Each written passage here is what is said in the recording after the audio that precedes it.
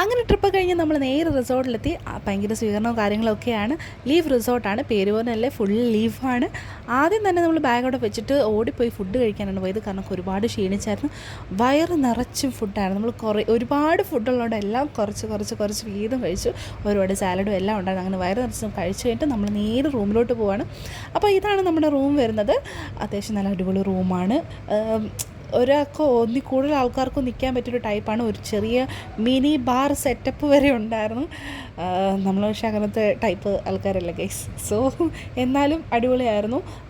നമുക്ക് ഒരുപാട് കോംപ്ലിമെൻ്ററി സാധനങ്ങളൊക്കെ ഉണ്ടായിരുന്നു. ചോക്ലേറ്റ് ഇതൊക്കെ ഞാൻ കാര്യത്തിൽ നോക്കിയെങ്കിലും അവിടെ പ്രൈസ് എഴുതി വെച്ചിട്ടുണ്ടായിരുന്നു.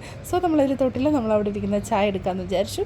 സോ ഇതാണ് നമ്മുടെ ഈ ടോയ്ലറ്റ് വാഷ്റൂം വരുന്നത്. എല്ലാം അടിപൊളിയാണ്. നമുക്ക് ഹെയർ ഡ്രയറും എല്ലാം ഉണ്ട്. എന്തായാലും അടിപൊളി സെറ്റപ്പൊക്കെ ആയിരുന്നു. ആൻഡ് ഇതാണ് ഒരു ചെറിയ മിനി ബാർ. ഇതിനകത്ത് അത്യാവശ്യം നമുക്ക് വേണ്ട സാധനങ്ങളൊക്കെ അവർ വെച്ചിട്ടുണ്ട്. പിന്നെ നമുക്ക് ബീറോ എന്തെങ്കിലും വേണമെങ്കിൽ റിസപ്ഷനിൽ പോയി പറഞ്ഞാൽ നമുക്കതിന് അവരെത്തിത്തരും. പിന്നെ കുറച്ച് നേരം ഒന്ന് കടന്നിട്ട് നമ്മൾ ചായയൊക്കെ കുടിച്ച് ഒന്ന് വൈകുന്നേരം ഇറങ്ങി നമ്മൾ നേരെ പൂളിലോട്ടാണ് പോയത്. അവിടുത്തെ പരിപാടിയെല്ലാം കഴിഞ്ഞ് നമുക്ക് നേരെ ക്യാമ്പ് ഫയറും ഡാൻസിങ്ങും ഒക്കെ ഉണ്ടായിരുന്നു.